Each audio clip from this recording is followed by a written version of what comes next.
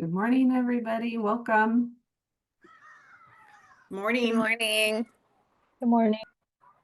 Thanks for being here this morning.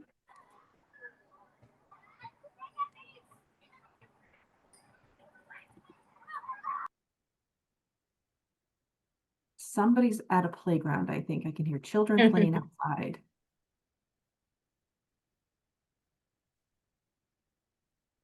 What a joyful noise. My house is right across the street from a school. And I thought it was gonna be nice out here, but they're at recess, so It's not distracting. For me, anyway. I was like like it. I was like, when are these kids going into class?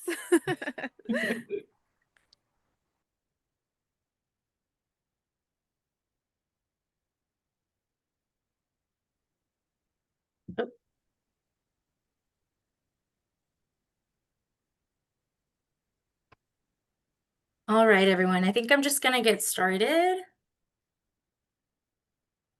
Just so we can be good. So welcome everybody to the first session of Ready, Set, Grant. We appreciate you guys all being here. If you guys have any questions or anything, feel free to include them in the chat. And yeah, let's dive in. So again, welcome everybody. I encourage you guys all in the chat to say hello, maybe include your name, and write down the organization you're representing, if any, or maybe you're here for your employment. Just a couple of ground rules. Please stay muted if you're not actively talking, just because it's hard when multiple people are talking and it can be a bit disruptive. If you can, I do encourage you guys to keep your camera on. It's just more engaging that way, and that way you just get a better interaction with everyone. Also, if you need to take notes or anything, like please make sure that you guys all have access to paper and a writing utensil. You guys were all mailed our project charter sheet, and if you weren't, let us know and we can include it in the chat. So yeah. And then a couple of the other things I wanted to let you guys know, if you guys at any point have any questions, there's a feature raise my hand on Zoom. So that really lets us know that you have a question or you have a comment. Feel free to use that feature at any time. And yeah, also if you need to go and use a restroom, get water, whatever, feel free to do so. A couple of our group norms before getting started is to please be kind to one another, be respectful. If someone says something, just be polite, even if you don't necessarily agree with it. Being respectful also just means like being mute or being able to share the space. If you have something to say, please wait for someone to finish speaking and then go ahead. Be comfortable, be open. And most importantly, have fun. We have a few activities for you guys. We want you guys to be able to connect with other people from different parts of since we have 6 states from different parts of the country. But also maybe you'll connect with someone in your region or someone that is also interested in the same sectors that you guys are interested in. So yeah. Before diving into content, I do want to give a little bit of background on Rural Development Initiatives. Most of you guys are probably familiar with our organization, but for those who are not, Rural Development Initiatives is a nonprofit based in Coburg, Oregon, and we serve the Pacific Northwest, including Oregon, Washington, Idaho, and Siskiyou County in California. We really work on strengthening rural people, places, and economies. Some of our main goals are to develop networks of rural leaders, revitalize rural economies, and elevate rural voices and priorities. We were established about 30 years ago, and we're going strong. And if you guys have any questions or want to learn more, we also feel free to visit our website, and we also have some Facebook pages where we share resources and upcoming events like trainings. Today, well, I haven't even introduced myself, but this is a perfect opportunity. Everyone, my name is Jimena Limas Hernandez. I'm a bilingual programmer for RDI, and I'm being supported in this training by my lovely coworker, Christine Gilmore. I'm based in Eugene, Oregon, but I'm originally from Southern Oregon, specifically Malin, Oregon. So Klamath County people representation. And then we also, she's not joining us today, but she will join us at some of the other sessions. We have Bonnie Day, our senior partner and fund development manager. She helps us with grants, and she's just a wonderful resource to have. Christine, did you want to introduce yourself or like share anything? Yeah, sure. Good morning, everybody. My name is Christine Gilmore, and I'm the Director of Leadership and Community Engagement. I've been with RDI now for going on 4.5 years. I am the Idaho of the Pacific Northwest for our organization. So I'm the one and only Idaho employee. I'm based in North Central Idaho. And I have over 20 years of grant writing experience. So here to help support you along your grant writing journey. Thank you, Christine. And as I said, I mean, we don't have time to make introductions for everyone, but feel free to please introduce yourselves in the chat with your name, organization, your interest, perhaps. They are not here with us today, but one of our partners for this grant writing program will be Kelly Nonprofit Consulting. They provide some mentorship and technical assistance services. They've been doing this for a few decades and they just raise lots of money. They're also a small team, and again, they're not joining us today, but they will be at a future session, and we will let you know what session that is, just so you guys, if you guys have any questions, so you guys can be prepared and just have that time to kind of brainstorm a little bit more. They are also providing some technical assistance, and we will share more about that along the way when they have a chance to join us. Generally, they do give one-on-one mentoring, and I don't want to misspeak for them, so they will introduce that more fully when they're here. Thank you, Christine. Alrighty, so this program is 5 sessions. Today is the first session. Throughout the different sessions, we're going to focus on a variety of different goals, such as improving organizational funding readiness, improving working relationships among community organizations, and improving the understanding of revenue planning and diversification for funds, as well as improving our ability to create competitive funding proposals. So today in our first session, we're going to be focusing more on that organizational readiness and resilience. And just again, each session is going to explore a different goal. And we just hope that, and you guys are going to also receive attachments or different papers at each session that is going to explore our goal. Like I said, everybody should have received a project charter. And if you did not, please let us know and we can send it your way or include it in the chat. Alrighty, diving right in. So today we have people from 33 different communities, 37 different counties and states, and some of the areas that we're focusing on are health and education, the arts, economic development, and social and senior services. Wow, I'm just like so impressed by the amount of different communities that are represented. Like I said, this is supposed to be super interactive and engaging. We have breakout rooms. Although we explore general concepts, you'll have the opportunity to dive a little deeper and engage with other people. And you're gonna be with experts that have had nonprofits for a while or work for nonprofits, and there's probably people here that are simply getting started, so it's really cool to have all those perspectives. So a little bit of activity is, what do you guys hope to gain from this training? Please feel free to include it in the chat. Well, I'll give you guys a couple of minutes to just write it down. And then I'll have a couple of people share if you guys are comfortable with that.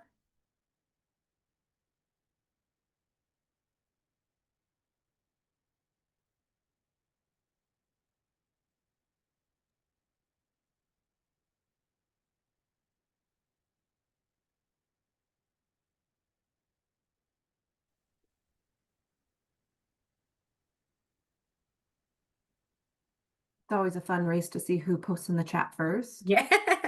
Ooh, gain Like, more is anyone information to posting? better support grant writing for Valley Family and be a better resource for the Border Board. I believe that's the Eastern Oregon Border Board in Ontario. knowledge of grant writing,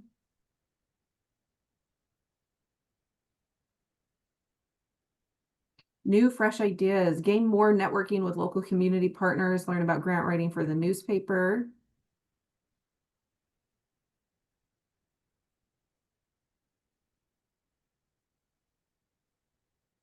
Effectively write grants and also learn more about how to make my organization more accessible to my community. Oh, I love that. Knowledge and quality of grant writing. Applying as much knowledge as possible. We'll just put a period right there. As much knowledge as possible. Sometimes we get into different conversations more than just grants in this class. So I'm just going to put a period there, but also to assist with applying for grants, and know how to locate grants that will be applicable. Learn how to write grants in order to help bring skills to parent council, gain funding and support. Looks like we're all in the right place then. Yeah. So thank you guys all for sharing. And if anything comes up or you guys want to continue sharing, feel free to do so in the chat. Like Christine said, those are all great reasons. Again, strengthening management relationships and just knowing how to find funders are some of the typical reasons that people join. Learning how to better create project budgets, and yeah, so you guys are all in the right place. So what are we gonna, sorry, my voice. What are we gonna be covering today? We're gonna be exploring mission and vision, community impact and benefit, organizational and legal documents needed for fundraising, board roles and responsibilities, as well as summary statements, which is your project charter. Before we dive a little in, I wanna just encourage you guys all to be reminded and to be in the space of thinking of your why. So what's your passion? A lot of the time when we're seeking funds and when we're having interactions with funders, one needs to be authentic and really like stick to that, just because one is competing against different people, and it's just really cool. It's really good to be centered in your why and your passion. Just because that really just again amplifies your authenticity and increases your odds of being supported by funders.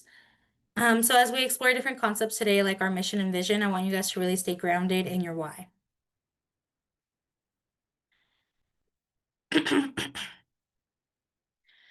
So uncovering the why, your mission and vision.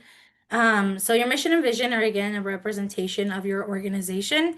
They're a short snippet that if someone doesn't have necessarily 30 minutes to have a conversation, they're gonna be able to see what you represent, or kind of your interests and your goals, and they're gonna be able to see that through your mission and vision. So it's really important that your mission and vision is clear, that it's representative of your organization.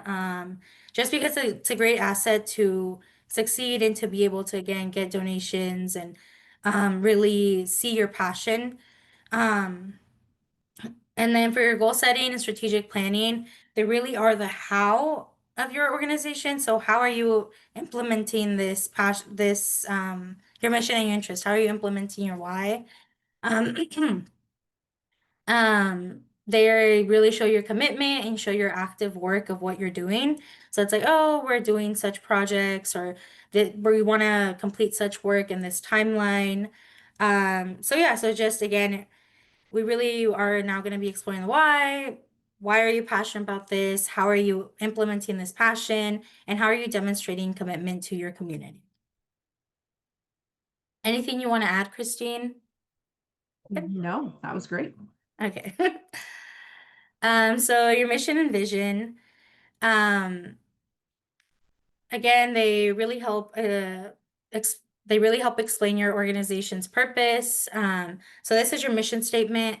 This is what's our purpose. And it's really important to be able to differentiate your mission and your vision.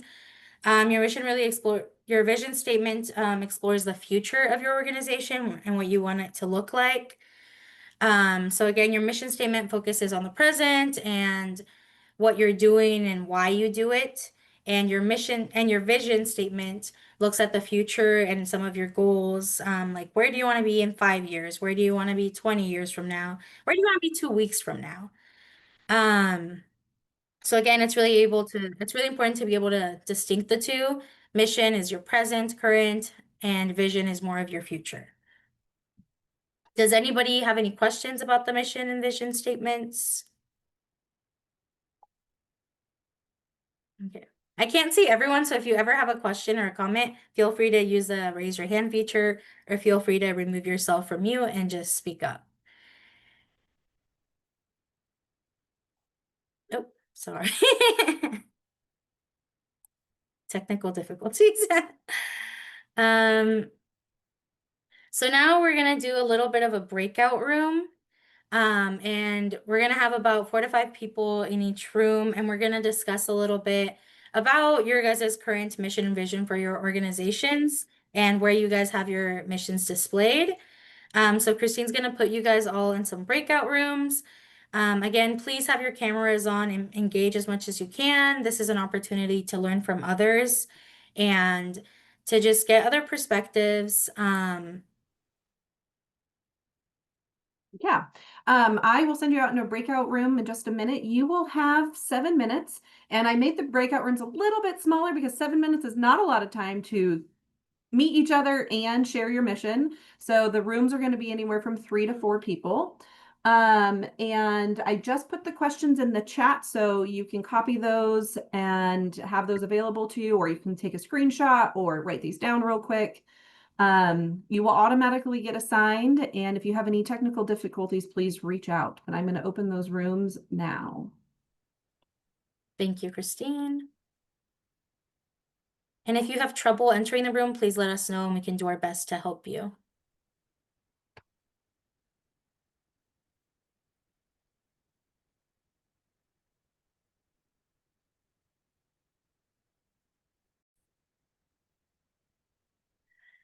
Welcome back, everyone. I hope that you guys were all able to have good conversations and get to learn from others from different parts of the state, from different communities. Do any of you guys want to just openly share some of the things that you learned or want to share your own personal mission and vision statement? And feel free to just unmute yourself or raise your hand if you would like to do that.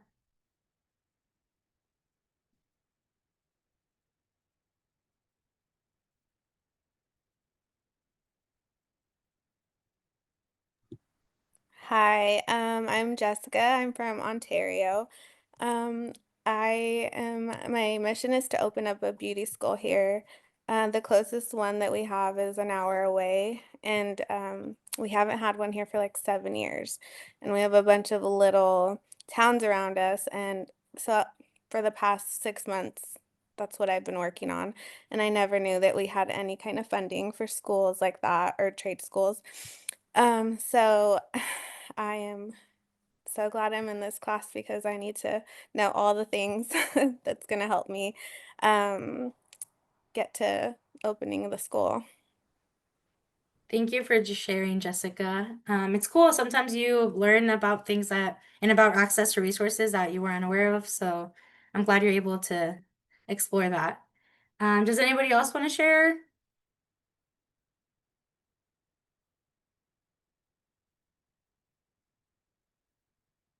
Not going to share our necessarily our mission, but I was in a group with Nikki, who's at the Frontier STEM Hub, and then Brenda, who's also at the ESD.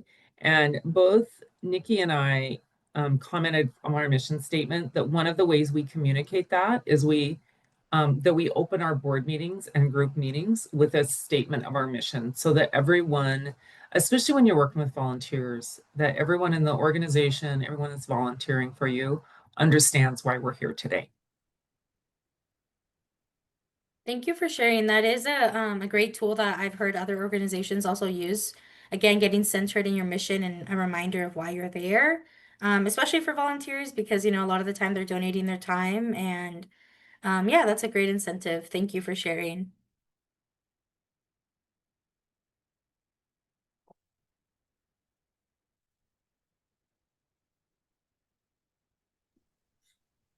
Hello, my name is Consuelo Godina. I just kind of wanted to piggyback off Jessica, who's opening up her school. So I'm also in Ontario, Oregon, and I am a local business owner now in downtown Ontario. So we're really learning the ins and outs of just opening up a business. And obviously, that comes with hardships like financial needs, and learning how to write a grant is something that we just did not learn in high school or even college. And so having an opportunity like this, I think, is amazing, especially in Ontario, Oregon, where we are we don't have a whole lot of support, and we don't have a lot of financial support as well.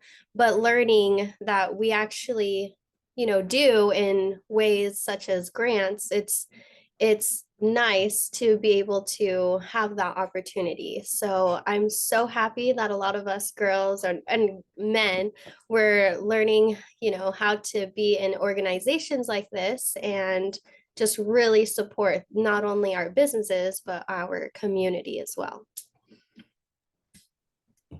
So for everybody's knowledge, there's actually a leadership cohort that's launching in Ontario, Oregon. Today is actually their very first session, part of the Rural Roots Academy that's based in Ontario. And it is Ready, Set, Grant, and then there will be an in-person leadership program as well. So there's about, I think, 12 or 15 people from Ontario or that region. I think there's a Payette person here, and then Vail, Oregon as well. So we are really Eastern Oregon heavy because of that. And I'm excited to see for them to be a part of this, but also getting them connected to people outside of the Eastern Oregon border area.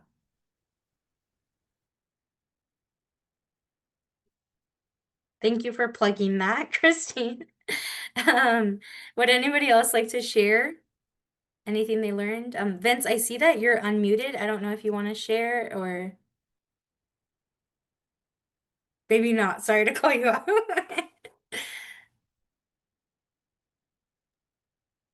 So as you continue your leadership, or sorry, your grant writing journey and missions, like I encourage you to look at where are other people posting their missions and where are some really unique ways. Starting a board meeting is a really great way to do it. I even put that in the chat, like it's a great way to center, like Jimena was saying, and to kind of bring those volunteers. But where else are you posting it? Is it on every piece of document? Is it on Facebook? What are your social medias?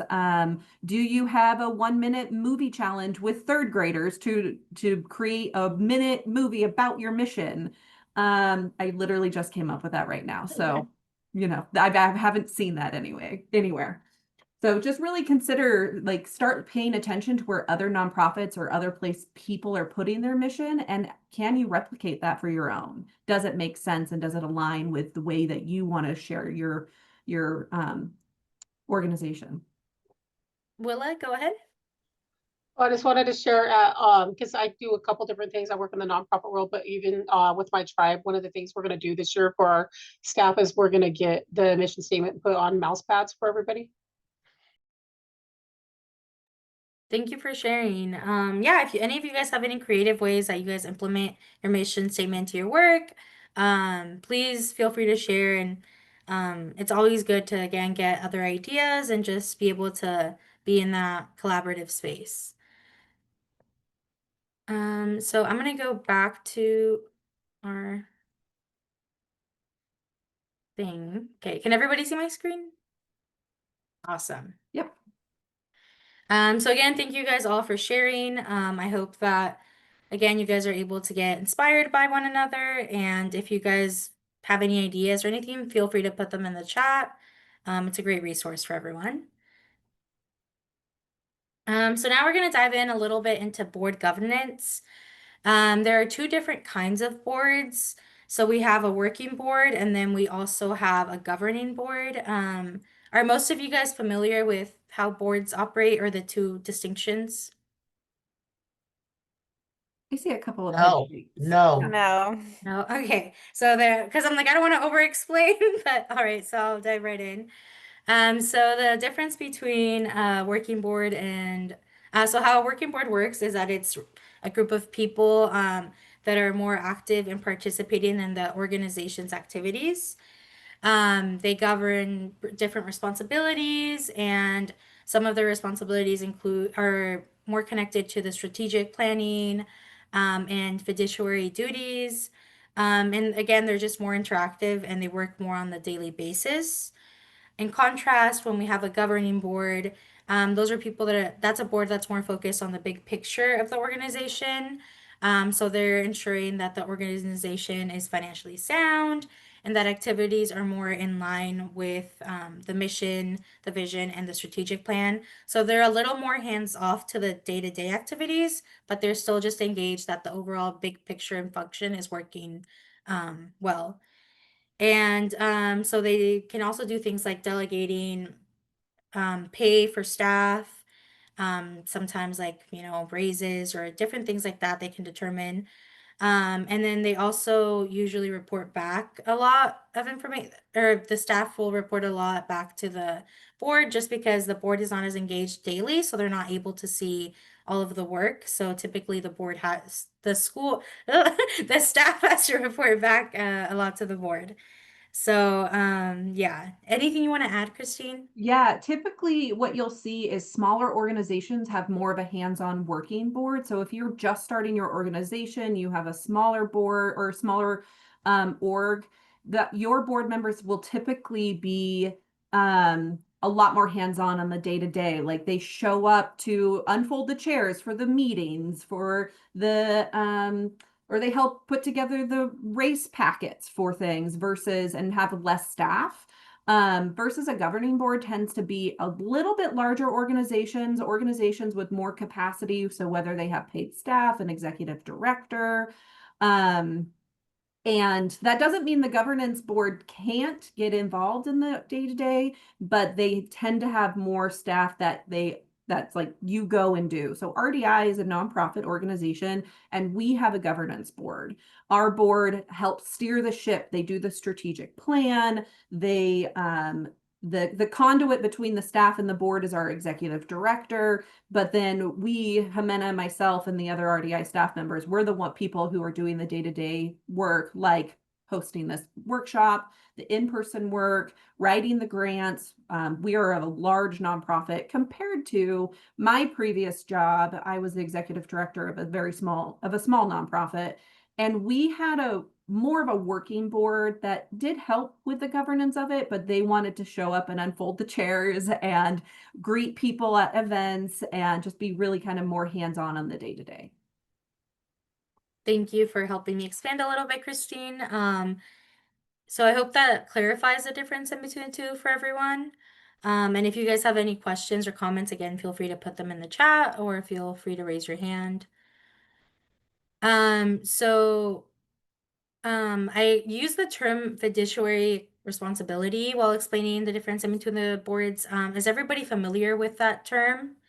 If not, so fiduciary responsibility refers more to the legal and kind of ethical duty of a board. So they're making sure that there's no conflict of interest, that, funds are being spent where they're supposed to be where they're supposed to be spent. If you said that you were gonna spend $5,000 and you had a budget, they make sure that that budget was allocated correctly and that all the funds are not being misused. So again, they just kind of help with more of the ethics and the transparency of everything, making sure that, you don't commit anything illegal or just that also your reputation for your nonprofit maintains in a positive manner. Because obviously if you're misusing funds, then you're gonna potentially lose funders and potentially lose access to other opportunities. So again, just short-term fiduciary responsibility just refers to the ethics and the maintenance of funds to ensure transparency for everyone. Does anybody have any questions?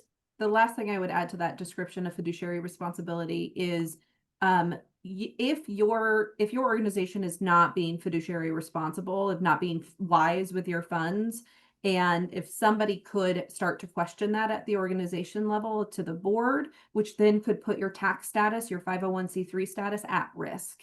So, and for those of you who haven't gone through the process of becoming a 501c3, it is a lengthy and expensive process.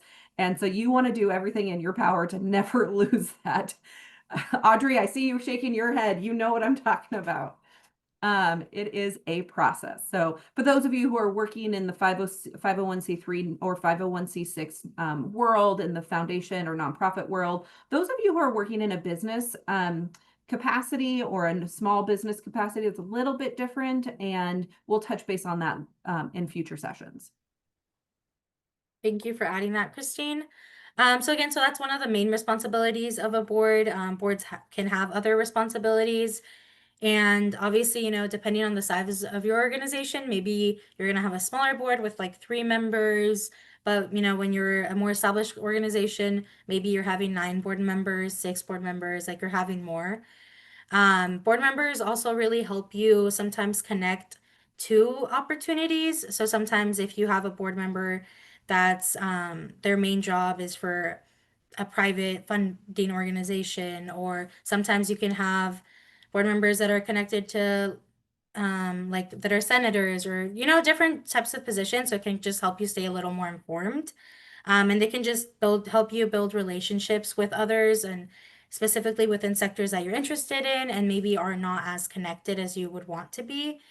Again, they just provide additional experience, and sometimes you want board members from different demographics. So sometimes you want people that are males, females, you want people that are younger, older, just to expand those perspectives and to expand your level of relationship within different types of communities. They also really help with like grants and different types of proposals. They can write supporting letters, and they can also just kind of help you with the finances of like, oh, okay, we have these goals, but we're really undermined here, and they can just really connect you with different opportunities. Does anybody want to share any board experiences they've had, like positive or negative?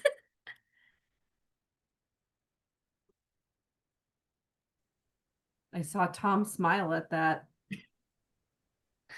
Well, dealing with any boards or councils or anything like that, a big negative would be mission creep. They have their job and you have yours, and trying to manage that. I know it's not the point of this, but that would be the negative side of that. Absolutely. And the one thing I would add to that is even funding chasing. So boards, people have a tendency to be like, oh, look at all these grants that are available.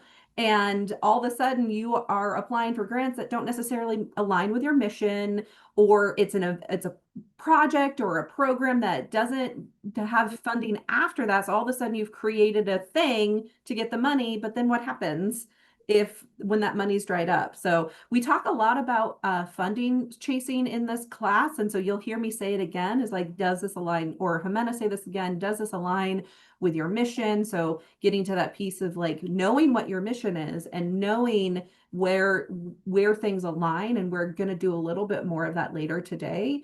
The other really great thing about boards is they do have, especially a governance board, do have control over whether you apply for a grant. And the hope is, whether you're not mission funding chasing, mission creeping, all of that. However, what I would say is if your board does approve your grants, or you have overall permission to go after grants, I would put that in writing, and I would put it as a policy for your board. Yes, Leslie, I'll talk about mission creeping more. And so create a threshold. So if like, can you go after a $10,000 grant without board approval? Is it a $5,000? I think for RDI, it is a $50,000 grant. We are a larger organization, so the smaller organizations know that.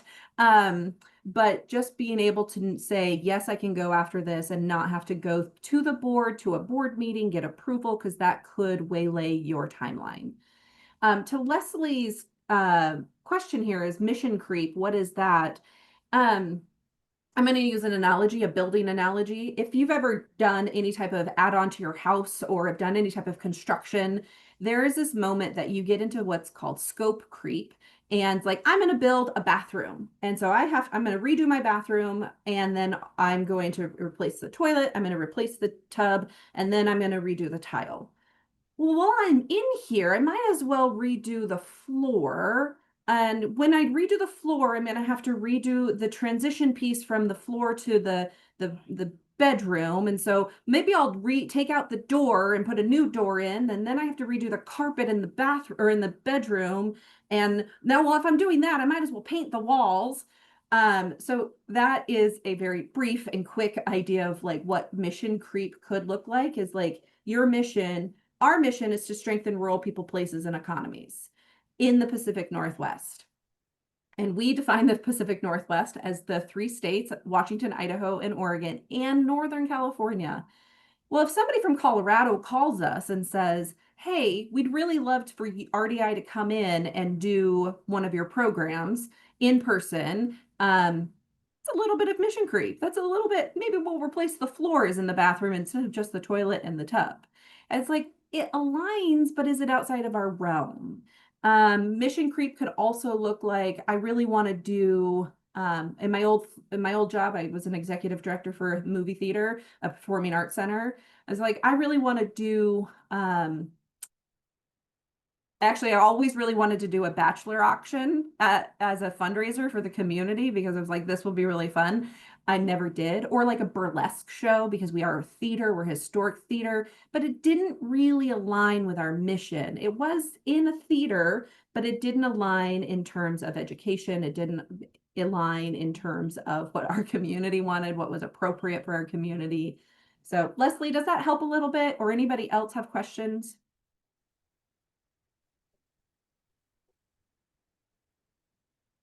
All right, we'll move on. Thank you for helping clarify that, Christine. So now that we've been talking and covering the why, I really want to dive more into the how. Although funders and others are really do want to know that you guys have your missions and that that you guys are passionate about your interests. They also really want to know how you deliver on your why. Like, what are you doing to actively deliver your mission and to be executing that? So some of the ways to really implement the how is through strategic planning. So usually organizations develop a strategic plan with different goals. And sometimes some smaller organizations sometimes may not have the capacity to be doing strategic planning as often as other larger organizations. But some other ways to really implement those systems are, you can kind of interview and you can borrow from other organizations. And you can also, when completing strategic planning, or even if you're not completing the full process, interviewing community members, interviewing your staff or like board members can really help inform how you guys are doing as an organization and whether you're actively completing actions that do really support your mission. And typically a strategic plan is probably 2 to 3 years. And when completing a strategic plan, people have different timelines. Some strategic plans may be 5 years, some of them are 10 years. And so, yeah, so that's just a little bit about, how to implement the how is and having goals and making sure that you're aligned. Strategic planning also helps you kind of narrow down some of your goals and some of your interests. Sometimes we have so much that we want to do, but you really are able to analyze your capacity and be able to be like, this is what's realistic and this is what our focus is for the next 3 years. Yeah, anything you want to add, Christine? What I would add is a strategic plan or even a goal setting document really helps with mission creep. So you can point to it and say, hey, does this align with our mission? Does this idea align with our strategic plan? And our strategic plan is in support of our mission. And strategic plans have a tendency to feel overwhelming because there are many, like particularly cities or governments, they go through a strategic plan process, they get a big binder and then it goes on a wall or it goes on a shelf and you don't open it again until it's time to redo it 3 or 5 years from now. But what strategic plans really should be as a guiding document to help your organization, to help your process, to help with any type of event, program, idea, resource that you're trying to get and move your mission forward. Because ideally, we are all on a path to get to mission complete. RDI wants to get to a place where rural places don't need strengthening or people need strengthening. We want to get to mission complete eventually, but that's going to be a while. So we have a strategic plan that helps us with our goals, with our what we're focused on for the next 2 or 3 years. And strategic plans can change, and your focuses can change. We could teach a whole class about strategic planning. We don't. We could. And I don't want to get too caught up in that. So just know that if you don't have a strategic plan, that's okay. But what I would encourage you to do is have a conversation with the people in your organization, whether that's staff, board members, volunteers, and say, what are our goals? Like, can we come up with a few goals that help guide our organization for the next 2 to 3 years? Thank you, Christine. In addition, so to help guide the how, we also are going to be discussing a little bit about different mindsets. So the mindset of being community centered. Again, sometimes people have their own positions or their own interests, and it's just really important that when you're implementing strategic planning, or when you're creating certain things to support your mission, that you are staying community centered, or that you're staying mission centered, and that you don't want to implement your own interest, because then that's conflict of interest. So we have sometimes when people can be business owners, and maybe they kind of may move an agenda or push an agenda to support their business instead of staying more centered on what the goal and what the mission is. And again, it just part of this is also to help broaden and understand different perspectives, and including everyone and inviting everyone to the table. So making sure that access is available, and that anybody in your community that aligns with your like mission is able to have access to those programs and services. So if you're someone that provides like activities for youth, so it's making sure that any youth could use your could use your programmings, and that could be just whether they're 12 or 15, whether they're of a different ethnicity. So just again making sure that we're able to broaden our services and our understanding to work across different differences. And again, help making sure that your organization, it reflects that different representation. Yeah, Christine, anything you want to add? I think in the time, we're going to talk about another key mindset. This key mindset is about centering this community in your services and developing a broad definition of community. And so you can best work across differences and make sure, like Jimena is saying, that your mission and organization align your services to successfully meet that mission. Particularly with underserved communities, or marginalized communities, people of color, those organizations and groups that tend to be pushed to the margin. Definition of marginalization. And so what we try and do is, like, how do we center the community and you define your community? How do we center that in your grant proposals? And so when we can look at that, we're looking at a broader definition of inclusion, a broader definition of belonging for your community. Thank you, Christine. So the first mindset that helps us explore this community-centered service is our extraction versus our relational mindset.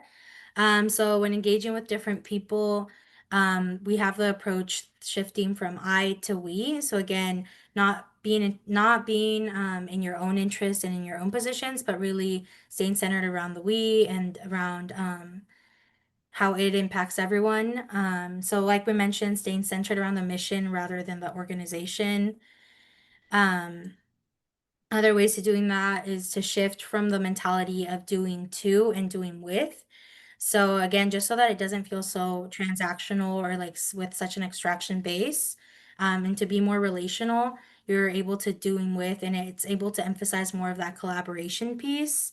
And people are just feel more inclusive and don't feel like things are happening to them versus people think that they're being a part of something that's happening. Especially in rural, it's so often that, well, this is happening or they're doing this, right? Versus, oh, did someone actually ask for my input? Now, oh, we're thinking about adding new playground equipment. So it's really just more of that shift so that people feel more engaged and don't feel like things are happening to them. Oh. Are there any questions for that mindset of extraction to relational? And if you guys have any questions or any comments, feel free to always raise your hand. I will be moving on to the next mindset, but if anything pops up, please let me know. So the other mindset that we have is shifting from dominant culture to multicultural orientation. So one of the ways to approach this mindset is to try to develop relationships with people who come from different cultures or come from different backgrounds. You're able to get a little bit more informed, and that way, when you're a little more informed and connected with people and differences, then you're able to be more inclusive and you're able to make sure that, you're again, if you're making a this is always like my go-to, like a playground. If you know that, maybe there's some children that are in wheelchairs, then you're able to then have playground equipment that would allow them to also play at the playground versus, maybe if you don't get that information and if you're not working with people that have different needs or are from different backgrounds, then, you may exclude them without intending to.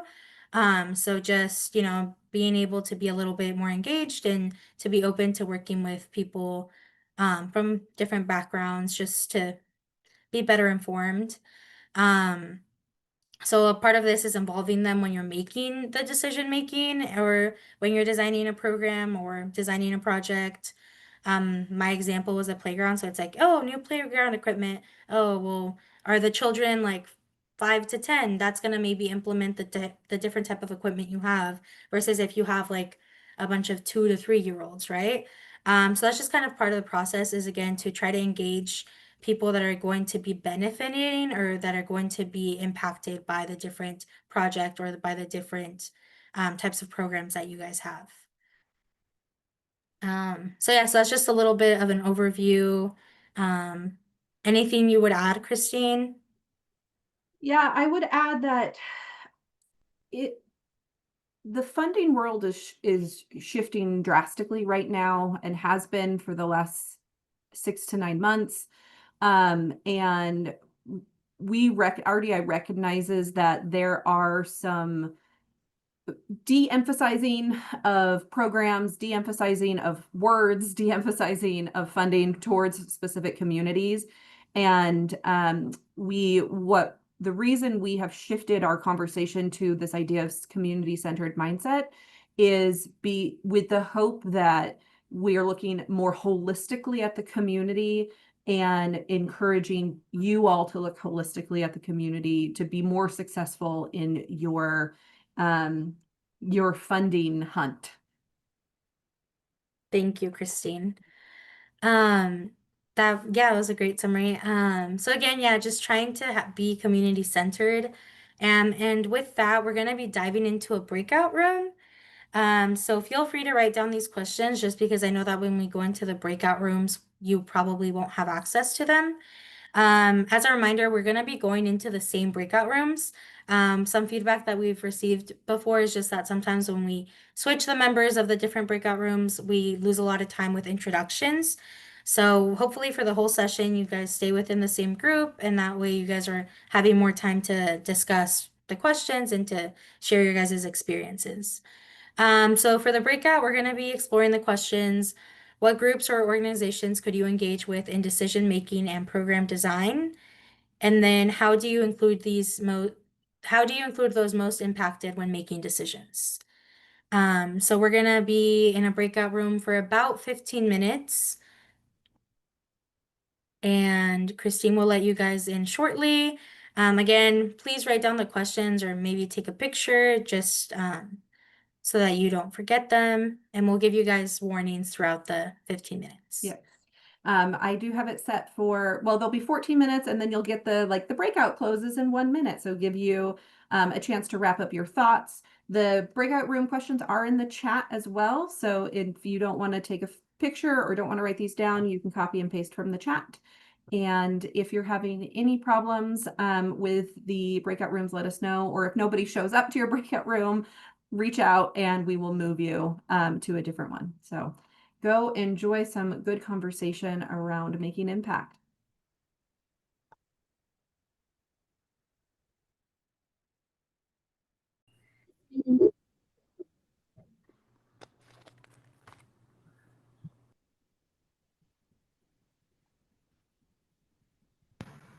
There must be really great conversations because some people are still in their breakout rooms.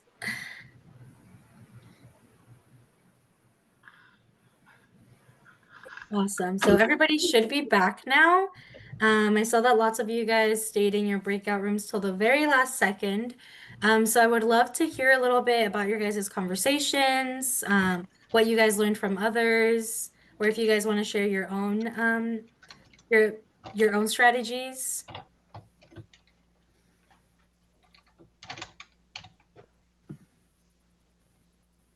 Kaylee, would you like to share? You're unmuted. I don't know if that was intentional. It wasn't intentional. I Oh. just muted myself again.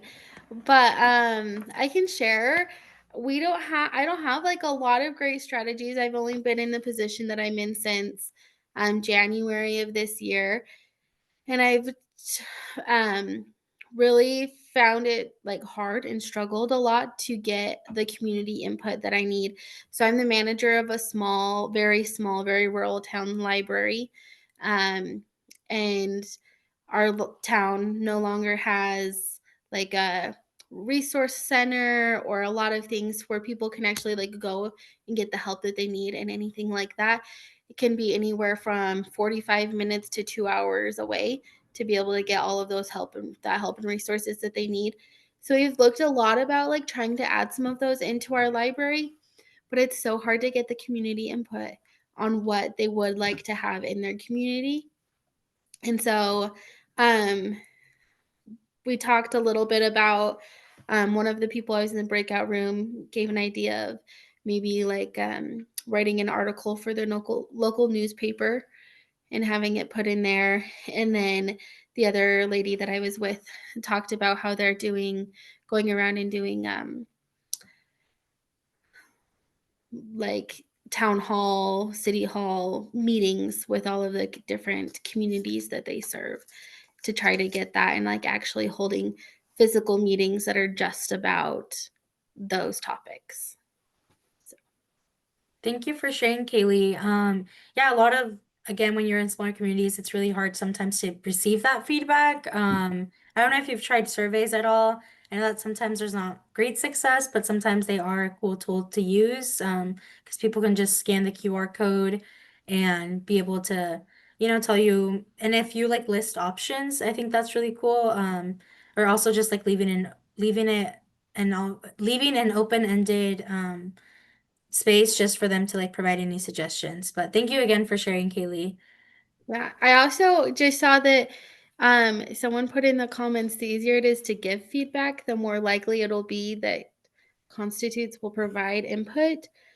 And I would be very interested to know what ways people have made it so it's easy for people to give feedback. Yeah, if I'm like I can't see the chat all the time, but I'm like if whoever commented that wants to explain some easier ways that they know, or if anybody would like to share some easy ways that they know to implement feedback, or to create giving feedback easier. Well, I wrote the comment. This is Tom Bradbeer in Grants Pass. I think there are numerous ways that it can be easier for people to provide feedback. One is informal conversation. Just ask people when we're talking to them, whether they are clients or staff, ask for input. We also have an opportunity on the website of our organization to provide feedback on any element of our programs. And then in a more formal way, we do ask our instructors to provide feedback on the classes that they have been offering. I think each organization needs to think about how they can make that sort of feedback easier. It may not always be the same across all organizations, but we have found that the informal approach is more likely to give us good information than to try to do a major formal survey. Thank you, Tom. And I would also I would say I also agree. Recently I was helping support some strategic planning, and we were trying to reach some of the Latino community in that community. And through the survey, we had 0 submissions, or we had like 2 submissions, versus when I was just going actively in restaurants and actively in businesses and just kind of asking people like, hey, like, what are your interests for your community, or what are your goals? We were able to find more success. And yeah, it's more informal, but sometimes you are able to gather a little more information. So thank you, Tom, for that.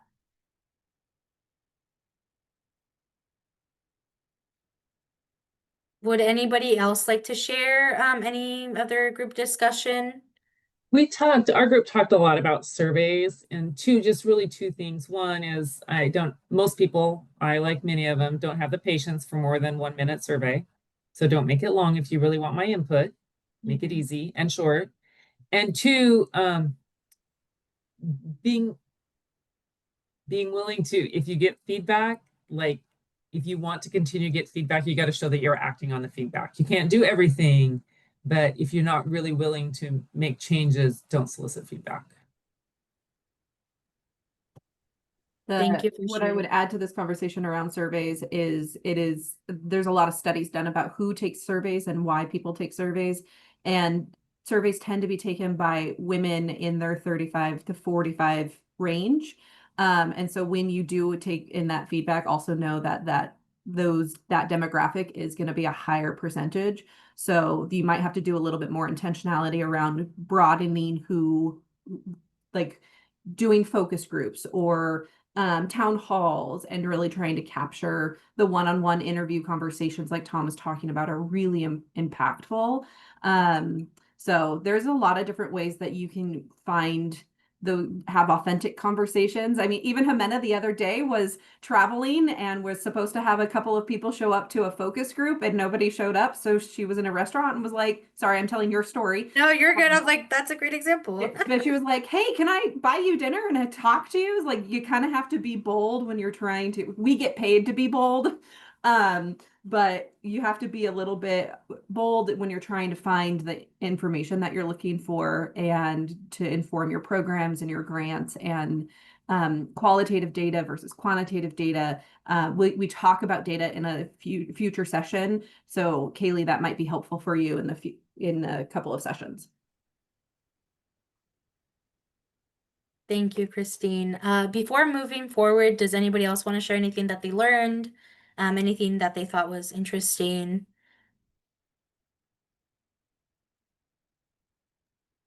What I would add to this is this community-centered approach is you might most likely are at the early stages of this.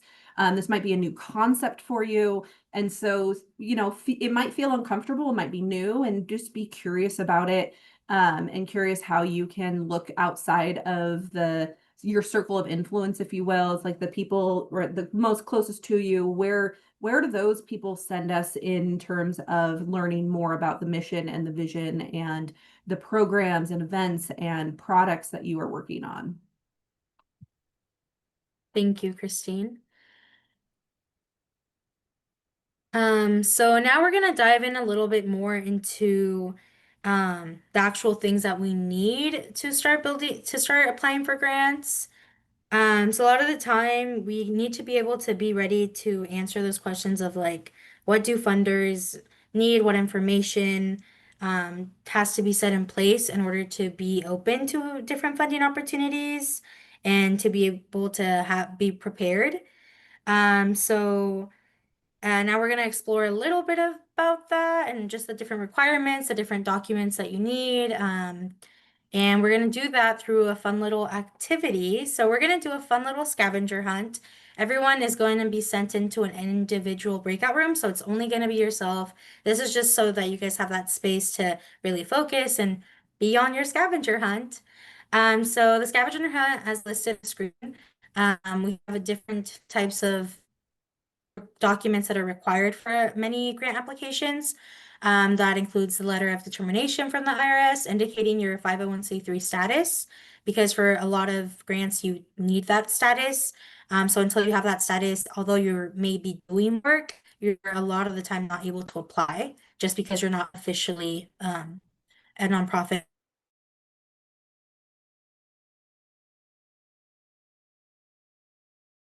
UEI number, also formerly known as DUNS, your board roster, your previous year annual audit, your Form 990, and your current year organization budget.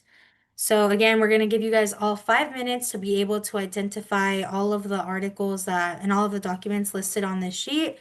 And this is just a fun activity because a lot of the time you need to be prepared and need to know where everything is in order to be able to access those funding opportunities. Because someday, maybe someone will call you and be like, "Hey, like I want to fund you." And what is your current year organization budget? And if you don't have access to that information in that moment, maybe you'll lose out on an opportunity. And maybe you won't, maybe people will be patient, but again, we just want to make sure that you guys are prepared and that you guys have access to all of your documents. A good tool is to have everything in a folder, maybe your desk, in close proximity. So we Christine, are going to go on a scavenger hunt. We're going to send you out for 5 minutes, and the person who can get most of these, acquire most of these, will win a prize. So, and if you don't know what these articles, what these things are, we will go into more detail after the scavenger hunt. And so, but you have 5 minutes. I'm opening room. Ready, set, go. What's the UEI numbers for the federal dollars? What was the other one again?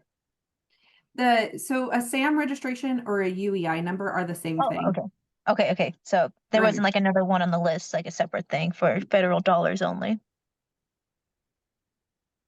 Okay. There are 1, 2, 3, 4, 5, 6, 7 pieces of information we asked you to find. Raise your hand if you found all 7. And raise the Zoom hand if you know how. All right. So far, or put it in the chat. I'm watching all of them. Okay. How about 6 of them? If you're missing 1.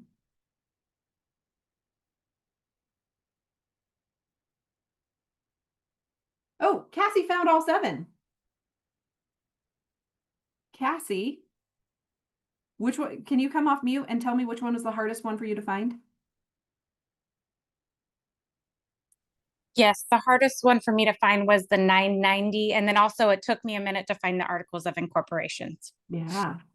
Did you have it? I mean, it sounded like everything wasn't in one folder, and so were No. most things in one folder, or were they scattered everywhere? No, I'm working on organizing my files, but right now my desktop would make most people scream. I have them all on my desktop so I can access them easily. Yeah. Yeah. So what Cassie is displaying here is like this idea that we should all have it in one folder. It could be like grant documents. And if you're applying for grants, not even regularly, like as you're applying for grants, have access to those, because it'll make that so much faster, because most grants will ask for these things in an upload somewhere. Cassie, when you have a minute, let me know what your favorite nonprofit in your community is. RDI will make a donation because you won the prize. Josephine County Food Bank. Josephine County Food Bank, you got it.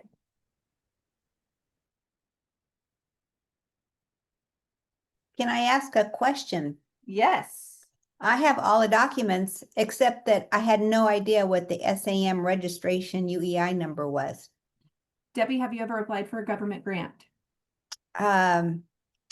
No, because we're, well, I have it through my work, but I'm with the Elgin Museum. So we wouldn't normally apply for the federal grants. And now, since the federal grant program was the first thing that was eliminated for museums in this administration, it's not even worth my time. But so the SAM is for federal grants then. Yes. So, Okay. as we said before you went off into your breakout room, we'll explain a little bit more of these things. And Hemant, I'm so sorry I'm taking over, but I'm gonna keep taking over. But so a SAM registration, a UEI number, and then or a DUNS number, those are numbers that are through federal grant dollars. So whether that's directly through the federal government, whether it like USDA rural development grants or any type of business grants, you'll need a UEI number. Sometimes it's through state organizations like the Idaho Commission on the Arts or the Oregon Department of Education. Those often have funds through the federal government, so they have to report. They have the same stipulations that federal dollars do or federal government grants do because they're funded by the federal. So if you do go after federal dollars or work with state agencies, I encourage you to go through the process of getting a SAM registration number or UEI number. They are interchangeable. So you just type in UEI number into Google and it'll take you straight through. Thank you, Amanda, for putting those acronyms, the definitions in the chat. A letter of determination, the 501c3, this is when you, as a nonprofit, you've decided you're going to become a 501c3, you go through the process, the IRS approves you, and they send you a letter that says, congratulations, you just spent 6 months and $500 of your life trying, or more, depending on your organization. You are now a 501c3, and here's your number. That piece of paper is gold. Don't lose it. They might do it digitally now, though it's been a long time since I've applied for one. But if and when they send you a physical copy, you can scan it, keep it on your desktop, put it in your grants folder that you're now creating, and have access to that. It's not enough for our grants just to know what our 501c3 numbers are, or EIN number are, but you have to have copies of it. If you are using a fiscal agent, a fiscal sponsor or fiscal agent is somebody who serves to help facilitate funds for your organization. Say you're a small nonprofit, you haven't done a 501c3 yet, but there's an organization who's willing to be your fiscal sponsor in your community. They are the ones who they're putting kind of their neck out on the line saying they align with our mission, we're willing to help them, we'll accept funds on their behalf and manage those funds. That's called a fiscal sponsor or a fiscal agent. If you're applying for funds, you often have to provide the 501c3 status of the fiscal agent. So when you're developing partnerships that way, they have to be willing to share that document with you. Articles of incorporation, these are your articles that made sure that you became a nonprofit. So it is how you work in the state. Idaho is different than Oregon, is different than Washington, then different than California or Texas. I think we have somebody here from Texas, or Colorado maybe. And so just these are your guiding documents. This is going to be more of your not your bylaws, but these are like how your organization functions and what is the purpose of your organization. Board roster, these are the people on your board. We went over the SAM number, your previous year annual audit, if you do one. So this one should have a little asterisk. Not every nonprofit can afford to do an audit. Not every nonprofit needs to do an audit. And so funders will ask for a previous year annual audit or your last year's approved financial statements from the board. So some grants will require an audit depending on the level of grant you're applying for, but a lot of the grants that I've seen don't actually request or require an annual audit. It's a annual audit or financial statements from a previous year that have been approved and passed by the board. Your Form 990, this This document's one of my favorite. It's a hidden gem amongst all of these other forms, and it's a hidden gem for your nonprofit. And the reason why is 990s are public. You can go online and find them, and they are chock full of information, or can be chock full of information for your organization. So your board, your CPA or your accountant or whomever, maybe it's your board treasurer, fills this out. And there are places along the way that says, what's your mission? What work are you doing? Who's on your board? What's your, what are your staff operational costs? It is a great snapshot of your organization at the tax level. And so donors can actually go on and be like, hey, what's RDI doing, and how are they spending their money? And do I want to continue to support that, or who's on their board? If you're looking for funds, if you are a fund seeker, nonprofits, foundations, grantors also fill out a 990. So you can inform yourself easily what they're looking to fund if they don't have like, oh, we fund all of Oregon. What does that mean? Is it youth? Is it education? Is it arts? Is it outdoor activities? You can go find their 990 and look through grants given, and gives yourself a good idea of how much funding they give, where they're giving, what are their priorities. And then your current year organizational budget is exactly what that is. And we will do budgeting next session. So if you don't have a budget for your organization, don't worry, we'll help get you started on one. I think I spent a little bit extra time on that. Hey, Mark, you found our Form 990. Go look at RDI, see what we're doing. I spent a little bit, probably too much time on that, Jimena. I'm sorry for that. So No, you're good. Thank you for all the information. It's really useful for everyone to be a little more familiar with what each article is. So now I'm gonna move forward, just for time purposes. So now we're gonna explore a little bit about summary statements. So whenever applying for grants or any type of funding opportunities, it's really important to have a summary statement. Some advice that we have when developing a summary statement is to follow the 3 S's. So it needs to be short, simple, and set you apart. So part of it being short is just, if it's a paragraph long, people are going to forget, and maybe there's just lots of information and people might lose focus, or sometimes it's just going to be too busy. So it's really important to make it short, a sentence or 2 if possible.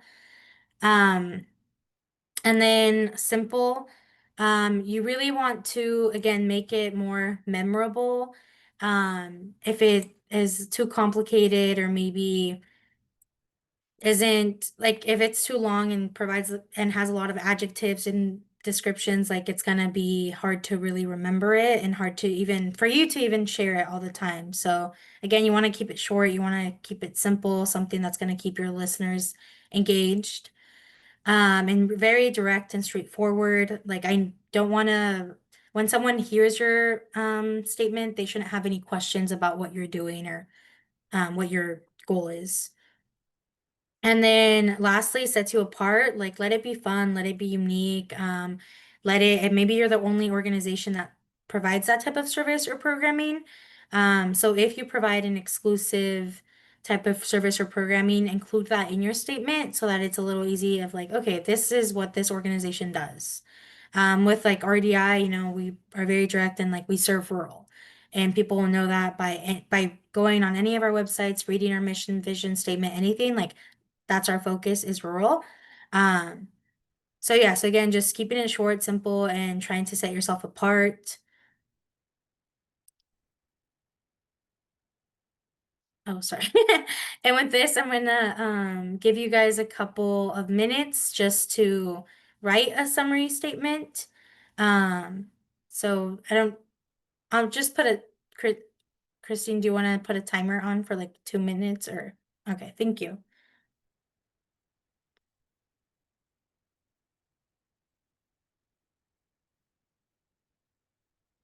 do you want to give a little bit more instruction?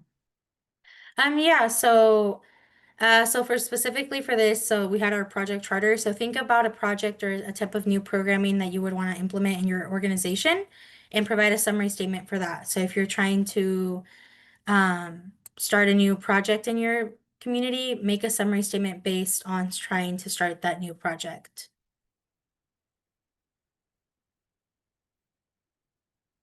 And be as creative as possible. This doesn't even have to be real, but just, you know, a little role play if you were.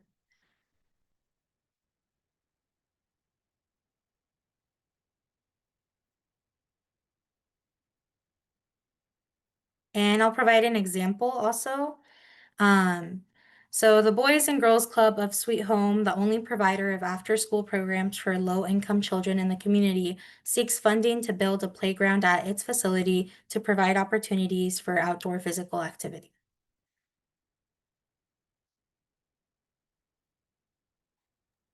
All right, I put a couple of guiding questions or guiding thoughts in the chat. We're gonna feel free to turn off your camera. We'll take 3 minutes or 2 minutes and 45 seconds to just jot some ideas down and start getting the creative juices going. And there will be a fun sound that happens when the timer goes off.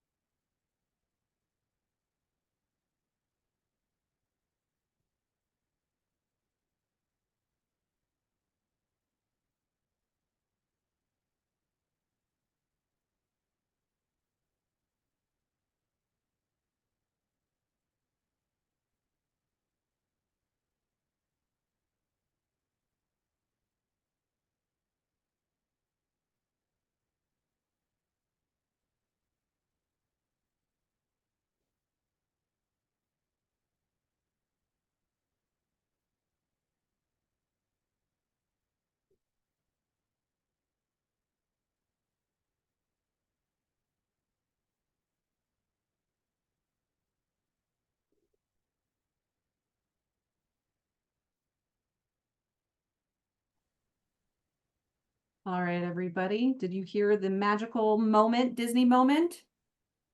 Your timer came up. Amanda, can you go ahead and drop the slides? Yeah.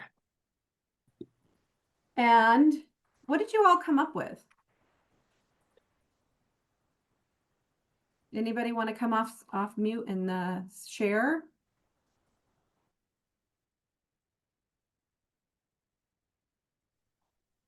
I'll share. Yep. All right, Leslie, thanks. The Argus Observer is the only newspaper serving Malheur County and the surrounding area. We have been here since 1897 in one form or another, and seek funding to digitize our historic bound volumes. They are the first draft of history for our community, and preserving these through digitization would ensure that the archives are accessible to the public for research of local historical and genealogical purposes.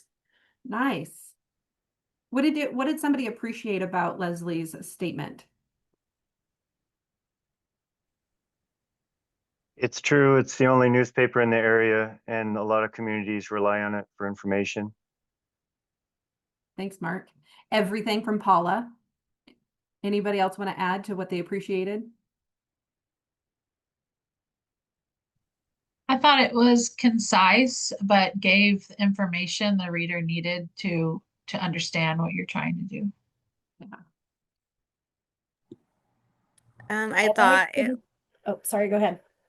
I thought it was short enough to keep me listening to everything she had to say. Nice. Thank you. I liked that at the very end, she made it clear how this was going to benefit the community, that it would be a great resource that people could have access to. Nice. That got my interest and got me invested in it. Yeah, I agree. That was really, really compelling. Leslie, you kind of came out swinging and hit it out of the ballpark. Does anybody else want to share their summary statement? It does not have to be at that same level. Remember, some of you are just starting. So anybody come up with another summary statement they want to share?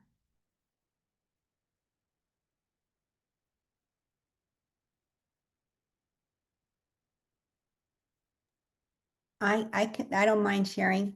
All I right, haven't Debbie. quite finished it, but the Elgin Museum and Historical Society, located in a geographically isolated community, provides a collection of local historical artifacts, workshops, and events, and acts as an emergency shelter for displaced people and insulin storage in an adverse environmental event, in case of an adverse environmental event. Developing energy efficient upgrades will allow the museum to stay open year-round, particularly in the very cold winter. Debbie, I really love that. What did anybody appreciate about Debbie's statement? Keeping a museum open year round. Normally, at least in our area, the museums are only open from like Memorial Day to Labor Day. And that creates such a limited access. So that portion about being open year round was very compelling. Yeah. I would say she also really has justification for having that open year round. Mm-hmm. Yeah, this was the first I've heard of a museum being an emergency shelter during the cold months or potentially hot months, and warming and cooling shelter. So And that was, insulin storage. yeah, and insulin. We need that longer than just 6 months. Did I hear that right? Yes. Yeah, there is no other emergency shelter, and we're particularly isolated, and freeways close down frequently in both summer and winter because of fire and snow and ice. Yeah. That's amazing, Debbie. Thank you, Debbie and Leslie, for sharing. I hope those give you some good examples. Those were great examples on how to write a summary statement. And we are wrapping up towards the end. And one value that RDI has is we start on time and we end on time. And so we will be wrapping up in 9.5 minutes. Go ahead, Jimena. And what we're going to do is kind of wrap up and get to the end here. So Jimena, will you share your screen again? Share the slides. So as you are planning for your programs and evaluating your grants and getting ready, review what we've talked about today. Review your strategic plan or your goal setting or what it is that your charter towards the mission. It's like, how do your programs connect to the goals or events or what you're doing connect to your goals? How are you measuring success of your programs and whether the strategic plans are being achieved? Are you doing surveys? What's that community-centered engagement piece that we've talked about? How are you making sure you're making an impact? And then review the dream list that you just came up with. Where are the gaps? If you're trying to fund the museum, Debbie, where are the gaps in funding? Is it around staffing? Is it around capital? Is it around physical things? Like, I'm not asking you to answer these questions. I'm just thinking out loud here. And what I would continue to say, and I will continue to say, is beware of chasing funding. You need to make sure your programs and your services provided by your organization fit your mission and not made to fit because funding opportunity becomes available. I 100% have gone down that rabbit hole of funding chasing in previous jobs, and it creates more work for you. Trust me. Being able to say no to a grant is a superpower. And as you continue to plan, thinking about the grant as a whole is starting from the beginning to making sure you have all of your documents, making sure the grant that you're going after fits the criteria of the grant, fits the criteria of your mission, and get to the end when we get to the planning and evaluation. We will continue to talk about building these key components of the of your grant. I'm sorry, I keep checking the chat on my other screen. But until then, I'm going to go ahead and advance the slide. And what we sent to you was your project charter. This is a planning guide. This is going to be something that we refer to each and every session. And what we hope is by the time session 5 rolls around and you have a funder, we have funders in the room during the funder panel, you will have something to read through, something to show and be like, as the museum in Elgin, this is what we're looking for. These are our gaps. This is what we're trying to raise funds for. How do I engage with the Ford Family Foundation to solve these problems? Or how do I engage with I'm not sure who our funders, Ford Family Foundation for sure will be there. I'm not sure who our other funders are who will be in the room, but that's an opportunity. So what we hope that is, as you are planning for funding, whether you have a project you're working on or not, encourage you to go through the motions of writing the project charter so you are prepared in the future and you've done the work. So let's look at our roadmap, Jimena, and see what the next kind of steps are for the class. Okay, so these are the common proposal elements, the who, what, when, where, and why. We are kind of going through each of these as we go. So today we talked a little bit about the organization. It's kind of its health. Who are your partners, whether partners in the community, your board members, and the components of a grant, like the physical components for that scavenger hunt that we did. Next up, we will be talking budgets next week. That is going to be super fun. And if you have any budget experts in the room, let us know because you can help us in breakout rooms. And for homework, go ahead. Jimena, will you show? Thank you. Go ahead and transfer your summary statement onto the electronic version of your project charter. Again, we sent this in the email. If you didn't get it, let us know. Continue gathering all of your organizational documents into the location for an easy access, whether that's in a Google Drive, a Teams channel, on a folder on your desktop. If you don't have access because it's not within your organizational purview, consider having the conversation of who it is like, can they share those documents with you? If not, do they have them in a easy to locate location? And if you have any budgets, feel free to pull together your organizational or program budget that you want to use as an example. And then in the last few minutes, what new knowledge or skills are you taking away? Or what's one thing you might consider doing differently to improve your organization?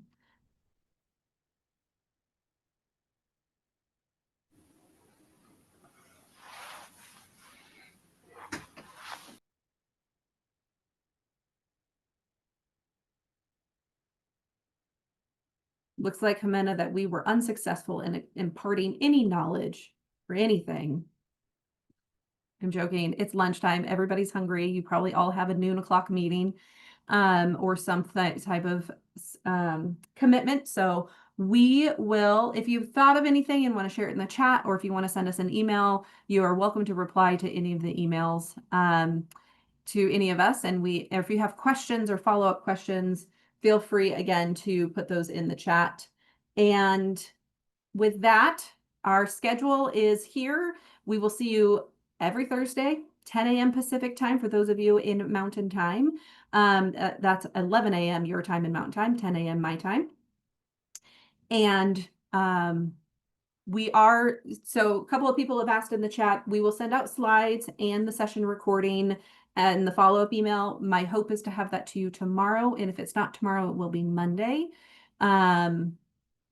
And I believe that is it. I want to say thank you to the Ford Family Foundation for being a partner in this delivery, and also the Eastern Oregon Border Board for encouraging and building the capacity of leaders in that region. So thank you for everybody, and thank you for your time for being here today and asking great questions. We will see you next week.